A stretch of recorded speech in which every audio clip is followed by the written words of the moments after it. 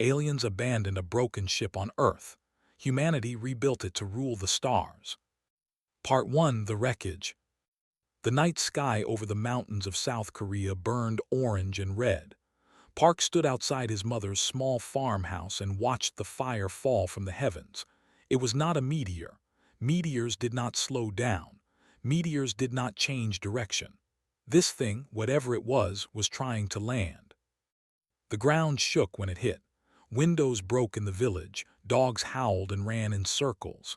His mother came outside, her face pale with fear. She asked him what it was. He told her he did not know, but he was lying. Deep in his heart, he knew exactly what it was. Something not from this world had just crashed in their mountains. Was 34 years old. He had worked as a mechanical engineer at a shipyard for 12 years. 6 months ago, the company closed. He moved back to his childhood village to take care of his aging mother. He spent his days fixing tractors and water pumps for the local farmers. It was simple work, boring work. He missed the challenge of building something big. Now, looking at the glow on the mountain, he felt something he had not felt in a long time: curiosity. The military arrived before sunrise. Helicopters filled the sky. Soldiers blocked all the roads. They told everyone to stay inside. They said there had been an accident, a satellite crash, nothing dangerous, nothing to worry about. Did not believe them. Satellites did not glow blue. He had seen the light through his window. Whatever was up there, it was still giving off energy. He waited 2 days. On the third night, he packed a small bag with tools and a flashlight. He kissed his mother's forehead while she slept and left the house. He knew the mountains well. He had played in them as a child. The soldiers guarded the main paths, but there were old hunting trails they did not know about. It took him 4 hours to reach the crash site. What he found made him stop breathing. The ship was massive. It stretched across the valley like a fallen giant. The metal was dark gray, almost black, and it seemed to drink in the moonlight. Strange symbols covered the hull. The design was nothing like any aircraft had ever seen. There were no wings, no windows, just smooth curves and sharp angles that hurt his eyes if he looked too long. A section of the hull had torn open during the crash, climbed through the gap and entered the ship. Inside, the air was cold and smelled like burnt copper. Emergency lights flickered along the walls, casting weak blue shadows. Walked slowly, his flashlight cutting through the darkness. He found rooms filled with strange machines. He found hallways that twisted in impossible directions. He found a chamber with dozens of pods, each one containing a body. The bodies were not human.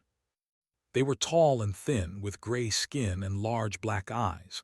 Their limbs had too many joints. Their mouths were small slits. Counted 18 of them, all dead, all frozen in their pods. They had died waiting for rescue that never came. He should have been afraid. He should have run. Instead, he felt sad. These creatures had traveled across the stars, and they had died alone on a strange world. Whatever they were, they deserved better than this. Continued exploring. He found what looked like an engine room. The machines here were massive, covered in pipes and wires that made no sense to him, but he noticed something.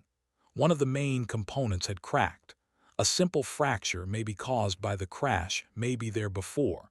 Fluid had leaked out and dried on the floor. He touched the machine. It was still warm. That was when the soldiers found him. They surrounded him with weapons drawn, shouting orders, raised his hands and did not resist. They dragged him outside and forced him to his knees in the dirt. A woman approached him. She was young, maybe late 20s, with sharp eyes and a serious face. She wore a white coat over military clothes. She studied like he was a puzzle she needed to solve. Her name was. She was an astrophysicist from Seoul National University. The government had brought her in the day after the crash. She had spent 48 hours examining the ship and had barely slept. She asked what he was doing inside the vessel. He told her the truth. He was curious. He wanted to understand. She asked him what he had seen. He described everything. The bodies, the strange rooms, the damaged engine. His eyes widened when he mentioned the engine. She asked him to describe the damage again, slowly and carefully. Did. He explained the crack, the leaked fluid, the warmth that suggested the system was still trying to function. Turned to the soldiers. She told them to release him. The commanding officer argued but insisted. She said she needed this man. He had seen something important. They took to a tent where generals and scientists were gathered around a table covered in photographs and diagrams. Introduced him and explained what he had found. The room grew quiet. One of the generals asked if he could fix the engine. Laughed. He said he fixed tractors and fishing boats. This was alien technology from another galaxy. Said something that changed everything. She said the ship's design followed logical patterns. The aliens who built it were different from humans, but they faced the same problems. They needed to move energy from one place to another. They needed to control heat and pressure. The principles were the same. She asked to try, not to fix it immediately, but to study it, to understand it, to see if humans could learn from it. Thought about his empty days fixing water pumps. He thought about the dead aliens in their pods, abandoned by their own kind. He thought about the cracked engine, still warm, still fighting to live. He said yes. Over the next week, worked with to understand the ship. They discovered that it was a cargo vessel, designed to haul garbage and waste between star systems, the lowest class of ship. The crew had abandoned it after the engine failed. They had left their dead behind because transporting bodies was not worth the fuel. Found a recorded message in the ship's computer. It took her days to translate. When she finally played it for the team, the room fell silent. The message was from the ship's captain, sent to his commanders before he evacuated. His tone was cold and dismissive. He called the ship. He called Earth a primitive world, barely worth nodding on their maps.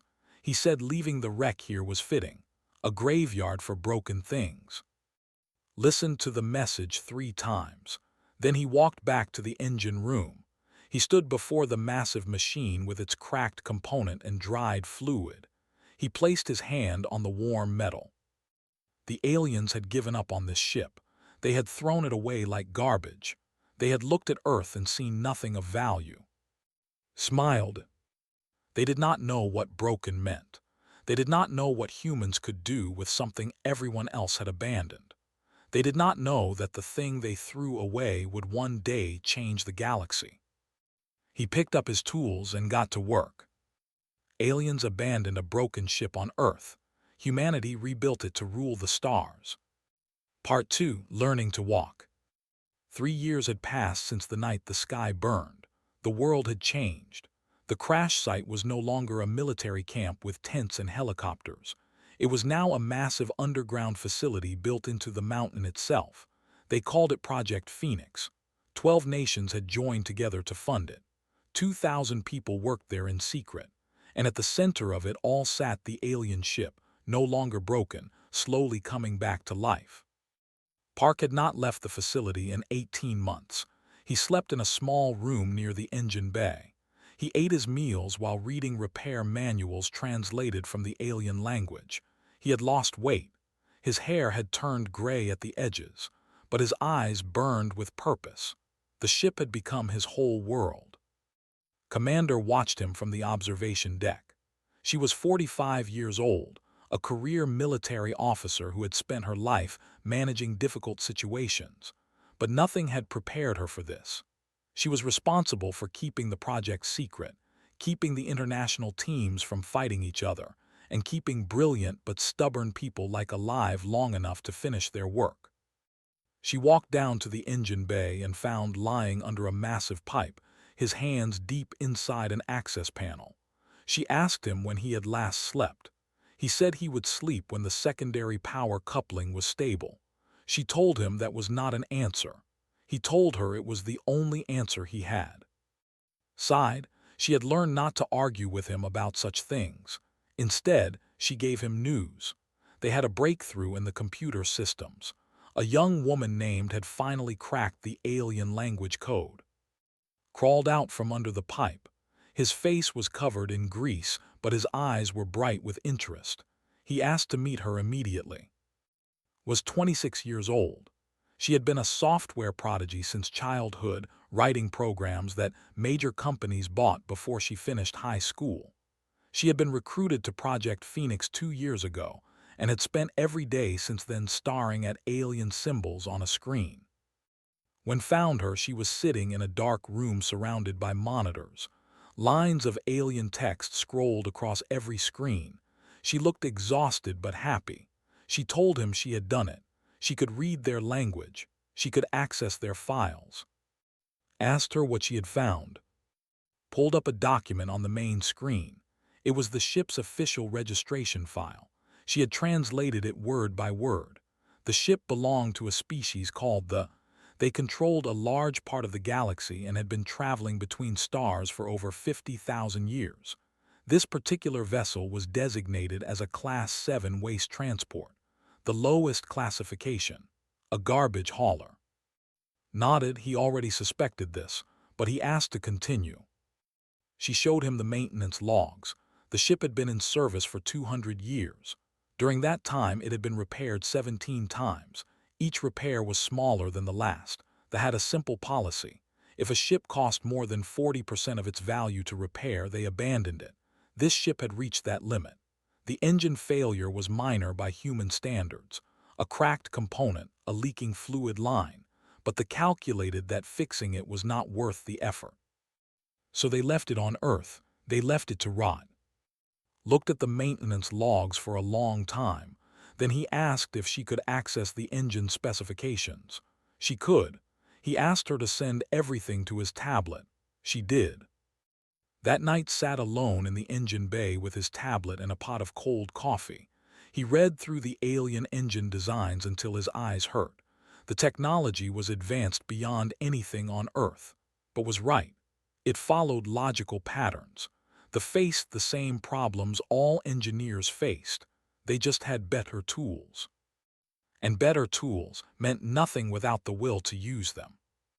The engine had failed because of a design flaw. They knew about this flaw.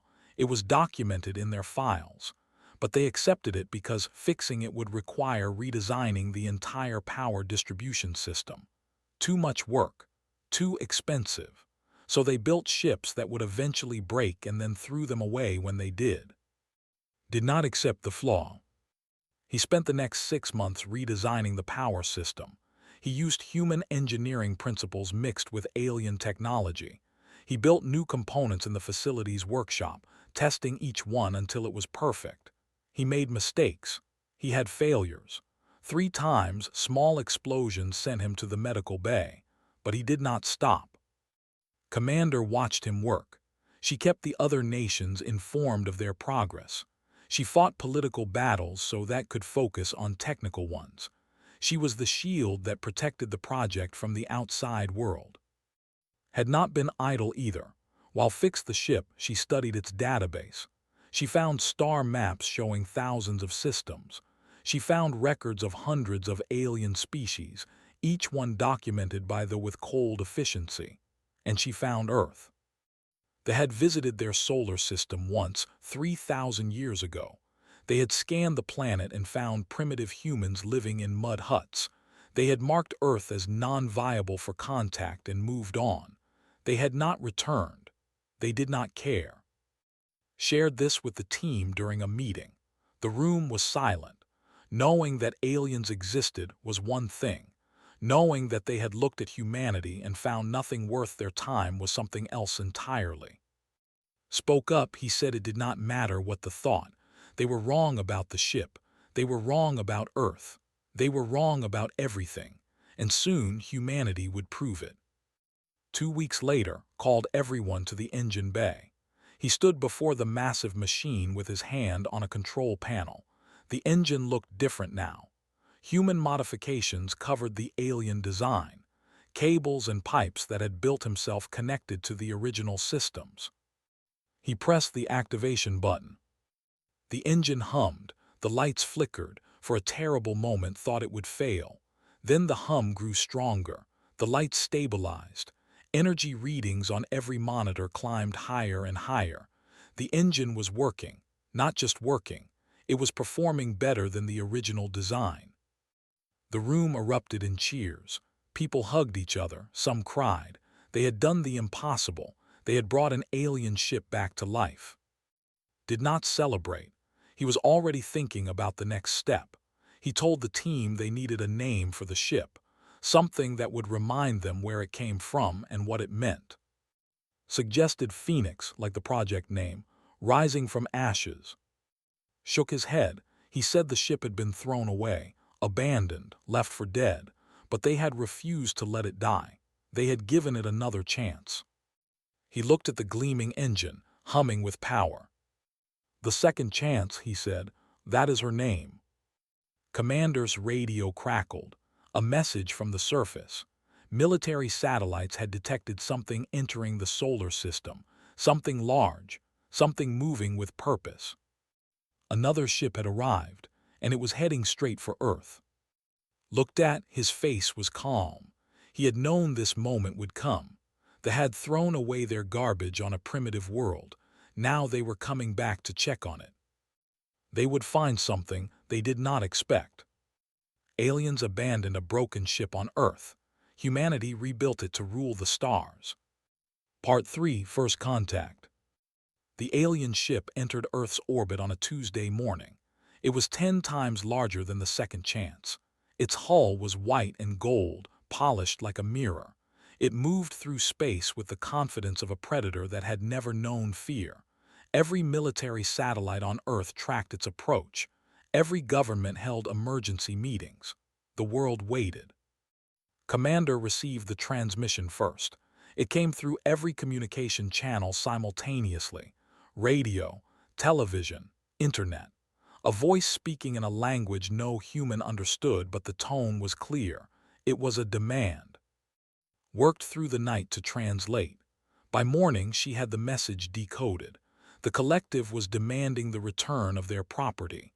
The garbage hauler that had crashed on Earth belonged to them. They wanted it back. They gave humanity 72 hours to respond. The world's leaders argued for 2 days. Some wanted to fight. Some wanted to surrender. Some wanted to hide and pretend the message never came. But in the end, they all agreed on one thing. They needed someone to speak for humanity. Someone calm. Someone smart. Someone who could face an alien civilization without showing fear. They chose Lee. Was 31 years old. She had worked as a diplomat for the Korean Ministry of Foreign Affairs for 8 years. She spoke 5 languages fluently. She had negotiated trade deals with hostile nations and kept her composure when others lost theirs. When the government asked her to represent all of humanity, she did not hesitate. She said yes.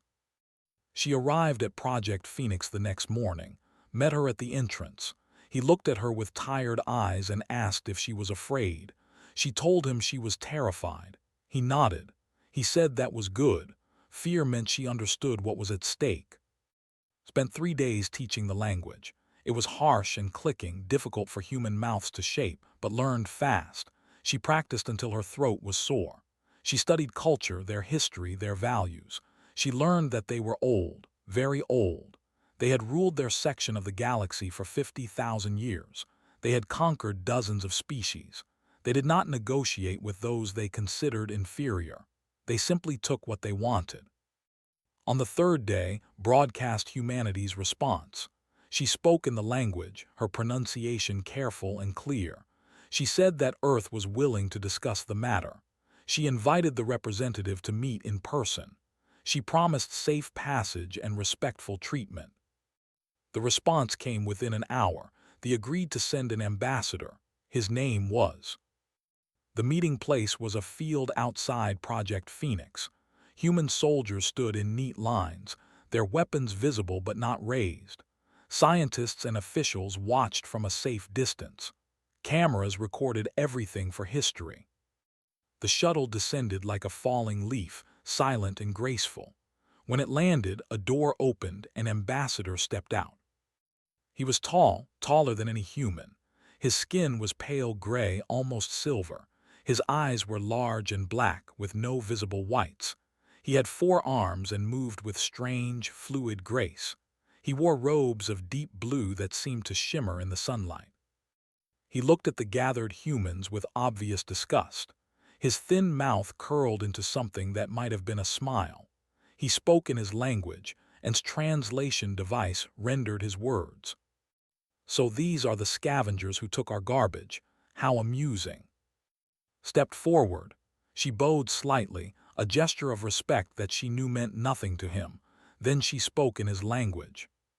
"Ambassador, thank you for coming. We are honored by your presence." His expression flickered. He had not expected a human to speak his tongue. He recovered quickly, his face returning to cold arrogance. "Where is our ship?" he demanded. Gestured toward the mountain. "Would you like to see it?" They walked together through the facility. Said nothing, but his eyes moved constantly, taking in every detail. When they reached the main hangar and he saw the second chance, he stopped. The ship looked different now. Human modifications covered every surface. New hull plating, upgraded sensors, weapons that had designed using technology combined with human engineering. The garbage hauler had become something else entirely. Was silent for a long moment. Then he spoke, his voice tight with controlled anger. "What have you done to it?" Answered calmly, "We repaired it." "That is impossible. The damage was beyond repair. Our engineers calculated." "Your engineers were wrong." The words hung in the air. No one had ever spoken to an ambassador like that. His 4 hands clenched into fists. For a moment thought he might attack her. Then he laughed. It was a cold, hollow sound. "You fixed a broken machine. Congratulations, this changes nothing. The ship belongs to the collective. You will return it." Shook her head. "Your people abandoned this vessel. They left it on our world. They declared it worthless. By your own laws, abandoned property can be claimed by anyone who finds it. The second chance belongs to humanity now." His eyes narrowed. "You know our laws." "We studied your database. We learned many things." The ambassador turned and looked at the ship again. Stood nearby, watching the exchange. Pointed at him. You did this. You fixed the unfixable." Nodded. "I did." "How?" Smiled. "Your engineers accepted the design flaw because fixing it was too hard. I did not accept it. I redesigned the power distribution system. I improved the efficiency by 32%. Your garbage is now better than most ships in your fleet." Stared at him. Something changed in the ambassador's eyes. It was subtle but caught it. It was fear. They had built their civilization on the belief that they were superior. They had conquered species and claimed territory because they were certain no one could challenge them. Now, a primitive species from a backwater planet had taken their trash and made it into something better. The implications were terrifying. Gathered himself, he turned to with a forced calm. "The collective will offer a compromise. Keep the ship. It is, as you say, rightfully yours. But in exchange, humanity must agree to isolation. You will not leave your solar system. You will not contact other species. You will stay in your corner of space and develop at your own pace. In 10,000 years, when you are more advanced, we will revisit this arrangement." Listened without expression. Then she asked for time to consider the offer. Agreed. He would return to his ship and wait for their answer.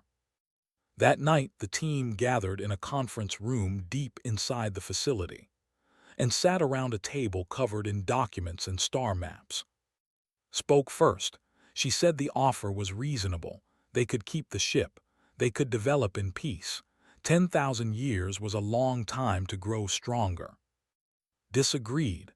She said the offer was a cage. They were afraid. They had seen what humans could do with one broken ship.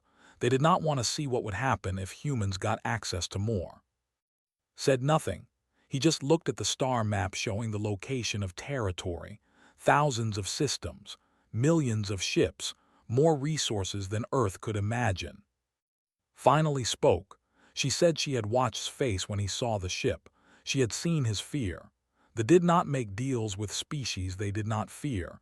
This offer was not kindness. It was desperation. She looked around the table. They are terrified of us. They saw what we did with their garbage. They are imagining what we would do with something actually valuable. If we accept isolation, they win. If we refuse. She did not finish the sentence. She did not need to. Smiled. It was the same smile he had worn when he first touched the alien engine all those years ago.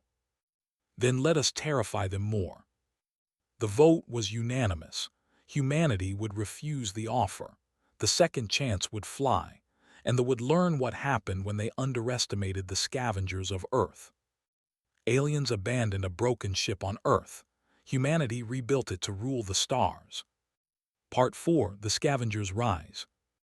10 years had passed since Ambassador returned to his ship with humanity's refusal. 10 years since they established their blockade around Earth's solar system. 10 years of watching, waiting, and preparing. The blockade was a ring of warships positioned beyond Mars. They did not attack. Galactic law forbade the destruction of emerging species without proper cause, but they watched everything, every satellite launch, every rocket test, every transmission. They were patient. They believed that eventually humanity would break under the isolation. They would beg for the original deal. They would accept their place as primitives. They were wrong. Park stood on the bridge of the second chance and looked at the fleet displayed on the main screen. 12 ships, all built in secret, all using technology reverse-engineered from the original wreck and improved with human innovation. They were smaller than vessels but faster, more flexible. Each one was unique because each one had been built to solve a specific problem. Was 47 now. His hair was completely gray. His hands were from years of working with alien machinery, but his eyes were still sharp, still hungry for the next challenge. Commander stood beside him. She was 55, and her military career had transformed into something no officer had ever experienced before. She commanded not just soldiers, but the first human space fleet. The responsibility weighed on her every day. They changed their patrol pattern again, she said, pointing at the screen. They are getting nervous. Nodded. They should be. In a small room below the bridge, worked at her computer station. She was 36 now, and her skills had grown far beyond simple translation. She had spent a decade learning systems. She understood their code better than most engineers, and she had discovered something that changed everything. She had found the signal masking frequency. Every ship broadcast a constant identification signal. It told other ships who they were, where they were going, and what they were carrying. Had figured out how to fake these signals. A human ship could pretend to be a garbage hauler. It could slip through the blockade undetected. It was dangerous. If they were caught, they would have the excuse they needed to attack, but risk was the price of freedom. Had made her own discovery 5 years ago. Hidden in the original ship's garbage data, she found coordinates. Not just any coordinates. The location of a junkyard system. A place where they dumped their decommissioned ships. Hundreds of vessels, maybe thousands, all marked as broken beyond repair. Humanity's treasure map. Lee presented the mission plan to Earth's Unified Council. She was 41 now, no longer just a diplomat but a leader. She had spent the past decade building alliances between nations that had spent centuries fighting each other. Her message was simple. Humanity could either stay trapped in their solar system forever, or they could reach for the stars. The junkyard was their chance. The Council approved the mission. 3 ships would attempt to slip through the blockade. They would reach the junkyard, salvage what they could, and return home. It would take months. It might fail. But doing nothing meant slow death by isolation. Personally led the mission. He chose the second chance and 2 of the vessels. His crew was small but dedicated. Engineers who had trained for years. Pilots who had practiced in simulators that built using flight data. scientists who knew alien technology better than anyone alive. On the day of departure came to see him off. She told him not to die out there. He promised to try. Then he boarded his ship and gave the order to launch. The journey to the blockade took 2 weeks. They moved slowly, carefully, trying to look like debris drifting through space. When they reached the patrol line, activated the signal mask. Their ships began broadcasting identification codes stolen from old transmissions. The hardest part was passing the first warship. It was massive, bristling with weapons that could destroy them in seconds. Watched it on the screen, his heart pounding in his chest. The warship scanned them. For a terrible moment, nothing happened. Then the warship moved on. It had seen 3 garbage haulers on routine assignment, nothing worth investigating. They slipped through the blockade without a single shot fired. The journey to the junkyard took 3 months. They traveled through empty space, following coordinates that no human had ever visited. When they finally arrived, understood why they did not bother to guard this place. The junkyard system had no planets, just asteroids and debris floating around a dying red star. But scattered among the rocks were ships, hundreds of them, warships and transports and science vessels. Some were ancient, covered in dust from 1,000 years of neglect. Others looked almost new, abandoned after minor damage that they did not want to repair. Looked at the graveyard of ships and laughed. They threw away more technology in a single year than humanity had developed in its entire history, and they called humans primitive. The salvage operation took 2 months. They could not take everything. They did not have enough crew, but they took what they could. Engine components, weapons systems, computer cores filled with data, medical equipment that could cure diseases humans could not even name yet. Before they left, made a decision. She broadcast a message on open channels, not to everyone else. We are humanity. We come from a small planet called Earth. We were considered primitive, unworthy of contact. But we have traveled to this place and claimed what others threw away. We believe that nothing is worthless. Everything can be rebuilt. Everyone deserves a second chance. If any species wants to trade with us, we are listening. The message went out into the void. Did not expect a response. She was wrong. 3 days later, a signal came back. It was from a species called They had been conquered by the centuries ago. They lived as servants, forbidden from owning ships or weapons. They had heard broadcast. They wanted to meet. There were small creatures, barely reaching a human's waist. They had green skin and large, gentle eyes. They had been engineers and builders before the crushed them. Now they worked in factories, making ships for their masters. Their representative, a elder named, came aboard the second chance. He looked around at the human modifications with wonder in his eyes.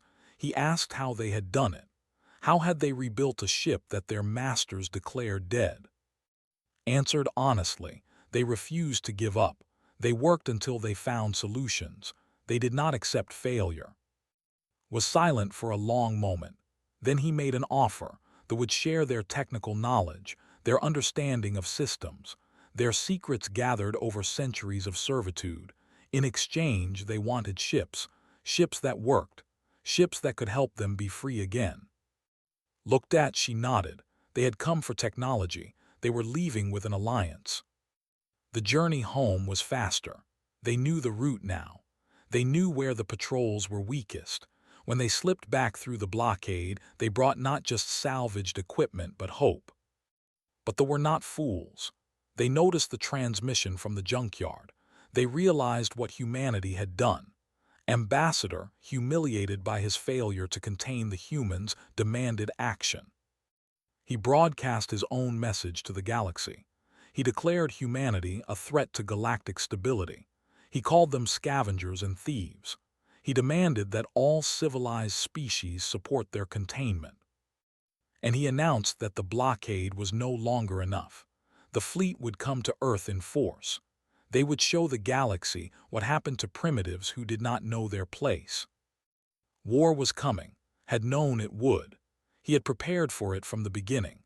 Now he had 23 ships, more technology than he had ever dreamed of, and allies who believed in his cause. He looked at the star map one more time. Earth was just a small dot among billions of stars, but it was his home, and he would defend it until his last breath. The scavengers were ready. Aliens abandoned a broken ship on Earth. Humanity rebuilt it to rule the stars. Part 5: Rulers of the Stars. The fleet appeared at the edge of the solar system like a swarm of silver locusts. 50 warships, each one larger than anything humanity had built. They moved in perfect formation, their weapons charged, their crews eager for victory. Ambassador commanded from his flagship, the pride of. He had waited years for this moment. Now he would crush the primitives who had embarrassed his people. On Earth, alarms sounded in every major city. Governments broadcast emergency messages. Citizens looked up at the sky and prayed. Humanity had known this day was coming, but knowing did not make it less terrifying. Park stood on the bridge of the second chance. He was calm. He had spent 18 years preparing for this moment. Around him, his crew worked with quiet efficiency. They were afraid, but they were ready. Commander's voice came through the communication system. She was aboard a different ship, leading the defense fleet personally. She was 58 years old and had refused to watch from the ground. "All ships report ready," she said. 23 human vessels in position. The sent 7 of their rebuilt ships. The sent 3 scouts. The contributed 2 frigates. 35 ships against 50. Bad odds, but smiled. "They are used to easy victories," he said. "They have never fought anyone who refused to lose." Monitored the battle from a command center deep inside Earth's moon. She had spent years studying tactics. She knew how they thought, how they moved, how they reacted to threats. She would guide the fleet from afar, seeing patterns that individual captains might miss. "They are arranging in standard conquest formation," she reported. "Heavy ships in front, support vessels behind. They expect us to meet them head-on and die." Nodded, "Then we will not meet them head-on." The human fleet scattered. Instead of forming neat lines like the expected, they spread out across space in seemingly random patterns. Each ship moved independently, following plans that had designed with guidance. They advanced. When they reached weapon range, they opened fire. Beams of energy streaked across the void, but the human ships were not where they expected. The scattered formation made targeting difficult. Shots that should have destroyed ships missed by kilometers. Gave his first order. "Attack Pattern 7, target their communication relays." The second chance surged forward. She moved differently than a ship, faster and more agile, had spent years modifying her engines. She could turn in ways that their computer systems said were impossible. He had taught her to do the impossible anyway. The first communication relay exploded under concentrated fire. Then the second. Then the third. Suddenly, the perfectly coordinated enemy fleet was having trouble talking to itself. Ships that had never fought without constant orders from their commanders hesitated. On his flagship screamed commands. He had expected a slaughter, not a fight. These primitives were supposed to crumble before might. Instead, they were dancing through his fleet like water through fingers. Worked her magic from a station aboard the second chance. She had spent months preparing for this moment. The flagship used the same computer systems as the original garbage hauler, same manufacturer, same code base, same weaknesses. She began her attack. At first did not notice. His systems reported a minor glitch, then another. Then the lights flickered. Then the weapons would not fire. This virus spread through the flagship like a disease, shutting down system after system. "What is happening?" demanded. His engineers could not answer. They had never seen anything like this. Their code was being rewritten in real time by someone who understood it better than they did. The pride of went dark. When a flagship lost power, the entire fleet felt it. For 50,000 years, they had followed their leaders without question. Now their leader was silent. The perfect formation broke apart. Ships retreated. Others advanced without orders. The coordinated attack became chaos. Saw the opportunity and seized it. All ships converge on the center, push them back. The human fleet and its allies pressed forward. They were still outnumbered, but they were confused and afraid. Ship after ship broke away from the battle, retreating to safe distance. The mighty conquest fleet was falling apart. But the fight was not over. Some captains refused to run. They attacked with desperate fury, determined to take human ships with them. The battle became brutal. The ship Heart of Freedom was destroyed with all hands. A human vessel, the New Dawn, was crippled and had to be evacuated. Allies died. Friends died. Victory was paid for in blood. Finally, his voice came through every channel. The flag signal has been broadcast. They are surrendering. Silence fell across the fleet. Then cheers. Humans and celebrating together. They had done the impossible. They had defeated the masters of the galaxy. Lee broadcast the terms of surrender. Her voice was steady, her words carefully chosen. The blockade would end immediately. Humanity would receive full recognition as a galactic civilization. All species under control would be given the right to self-determination, and the junkyards would be opened. Any species could claim what they had thrown away. Ambassador sat in darkness on his powerless flagship. When terms reached him, he had no choice. He accepted. 3 months later, a galactic council convened for the first time in centuries. Representatives from dozens of species gathered on a neutral space station. They were there, diminished but still proud. They were there, standing tall for the first time in generations. And humanity was there. Lee walked into the council chamber wearing simple clothes. No elaborate robes or decorations. Just a diplomat from a small planet who had helped change the galaxy. The other representatives watched her with curiosity, respect, and a little fear. She took her seat at the table, an equal among civilizations that had traveled the stars while her ancestors were learning to make fire. The council elder, an ancient being from a species that had watched empires rise and fall, spoke first. He welcomed humanity to the galactic community. He acknowledged their remarkable achievement. Then he asked the question that everyone wanted answered. What does humanity want? You have proven yourselves in battle. You have gained allies and technology. What will you do with your power? Looked around the table. She saw the who had looked at Earth and seen nothing of value. She saw the who had given humanity a chance when no one else would. She saw species she did not yet know, all watching, all waiting. She thought about who had looked at a broken engine and refused to accept that it could not be fixed. She thought about who had studied alien knowledge until she understood it better than its creators. She thought about and then everyone who had worked and sacrificed to bring humanity to this moment. Then she spoke. We want what we have always wanted. Give us your broken, your discarded, your abandoned. The things you have decided are worthless, the people you have given up on, the ideas you have thrown away. She stood and faced the council. We are humanity. We do not see garbage. We see potential. We do not accept the word impossible. We find a way. For 18 years you watched us and waited for us to fail. We did not fail. We rebuilt. We grew. We rose. Her voice filled the chamber, strong and clear. Give us your second chances. We will show you what they are really worth. The council chamber was silent. Then the representative began to tap his foot against the floor, a sign of respect in his culture. Others joined him. The sound grew and grew until it filled the room like thunder. Humanity had arrived, and the galaxy would never be the same.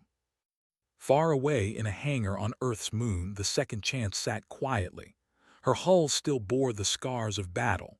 Her engine still hummed with the modifications that had designed so long ago. She was old now by human standards, but she was not done. She had been thrown away once, left for dead on a primitive world, and she had risen to change history. The story of the garbage ship was over. The story of humanity among the stars had just begun.